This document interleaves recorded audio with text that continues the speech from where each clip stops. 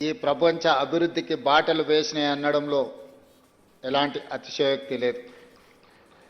ప్రపంచంలో ఎన్నో ఉద్యమాలు, ఎన్నో పోరాటాలు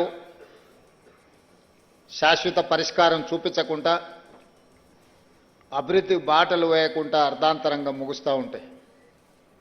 కానీ 139 సంవత్సరాల క్రితం చికాగోలో మొదలైన ప్రపంచ కార్మికులారా ఏకం కండి, పోరాడితే పోయేదేమీ లేదు, బానిస సంఖ్యలు తప్ప అని కార్ల్ మార్క్స్ పిలుపును తీసుకొని అక్కడ మొదలైన పోరాటం ప్రపంచ కార్మికులను ఏకం చేసి ప్రపంచంలో మే 1 తారీఖు కార్మిక దినోత్సవంగా జరుపుకొని కార్మికుల సమస్యలనే కాదు, కార్మిక శ్రమశక్తిని, కార్మికుల యొక్క త్యాగాలను చర్చించుకోవడానికి ఈ సందర్భాన్ని, కార్యక్రమాన్ని ప్రపంచవ్యాప్తంగా వినియోగించుకుంటున్నాం. ఈరోజు తెలంగాణ రాష్ట్ర ప్రభుత్వం ఈ కార్యక్రమాన్ని అధికారికంగా నిర్వహించడమే కాకుండా ఈరోజు ప్రధానంగా తెలంగాణ ఉద్యమంలో భాగస్వాములైన సింగరేణి కార్మికులు, ఆర్టీసీ కార్మికులు, విద్యుత్ కార్మికులు, అసంఘటిత కార్మికులు, నూతనంగా గిగ్ వర్కర్స్ కూడా ఈరోజు ఈ కార్యక్రమంలో పాల్గొని తెలంగాణ రాష్ట్ర సాధనలో ఈ కార్మికుల యొక్క పాత్ర మరవలేనిది. తెలంగాణ రాష్ట్ర సాధనలో మీ ప్రయత్నాలను గుర్తు చేసుకునే సందర్భం ఇదని చెప్పి నేను తెలియజేయదలుచుకున్నా. మిత్రులారా, ఏ దేశమైనా ఆర్థిక రంగంలో అభివృద్ధి జరగాలి అని అంటే పరిశ్రమలు రావాలి, పెట్టుబడులు పెట్టాలి. ఉత్పత్తి జరగాలి అంటే కార్మికుల యొక్క రక్తం చెమటగా మారి 12 గంటల వరకు మీరు పోరాటాలు, మీరు పని చేయడం వల్లనే ఈరోజు అభివృద్ధి జరిగింది.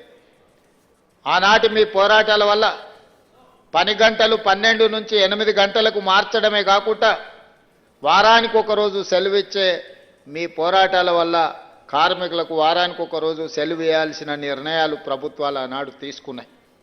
ఈనాడు మన ప్రభుత్వం తెలంగాణ రాష్ట్ర ఉద్యమంలో క్రియాశీలక పాత్ర పోషించిన సింగరేణి కార్మికులను, ఆర్టీసీ కార్మికులను, అదేవిధంగా విద్యుత్ శాఖ కార్మికులను, అసంఘటిత కార్మికులను ఆదుకోవాలన్న ఆలోచనతో ఎన్నో పరిపాలనమైన నిర్ణయాలను సవరించుకుంటూ, సరిచేసుకుంటూ వచ్చిన తెలంగాణ రాష్ట్రంలో 10 సంవత్సరాల విధ్వంసాన్ని సరిదిద్దుకుంటూ ముందుకు వెళ్తున్నాం. మీ అందరి సహకారం వల్ల ఈనాడు తెలంగాణ రాష్ట్రంలో మనము ఇన్ఫ్లేషన్ తక్కువ ఉన్న రాష్ట్రము, దేశంలోనే తెలంగాణ నెంబర్ 1గా నిలబడ్డది. ఇవాళ మీ సహకారం వల్లనే దేశంలోనే అత్యున్నత ప్రమాణాలు కలిగిన పోలీస్ వ్యవస్థ మొదటి స్థానంలో తెలంగాణ రాష్ట్రము నిలబడ్డది. నిరుద్యోగ సమస్యను పరిష్కరించిన రాష్ట్రాలలో మొట్టమొదటి రాష్ట్రం. ఇతర రాష్ట్రాలే కాదు, ప్రపంచంలోనే ప్రతి దేశం నిరుద్యోగ సమస్య పెరుగుతున్న సందర్భంలో 8.8% నుంచి 6.2% నిరుద్యోగ సమస్యను తగ్గించి దేశంలోనే మొదటి స్థానంలో తెలంగాణ రాష్ట్రము నిలబడ్డది. అంటే దాంట్లో మీ శ్రమ ఉన్నది, మీ కృషి ఉన్నదని చెప్పి నేను ఈ సందర్భంగా తెలియజేస్తున్నా. ఒకనాడు నష్టాల బాటలో ఉండి ఆత్మహత్యలు జరుగుతున్న ఆర్టీసీ ఈరోజు లాభాల బాటలో నడిచి మీ జీతాలు మీరు ఇచ్చుకోగలిగిన స్థాయికి ఈరోజు ఆర్టీసీ చేరుకున్నది అని అంటే ఈరోజు మీ శ్రమ, మీ కృషి ఎంతో ఉన్నది.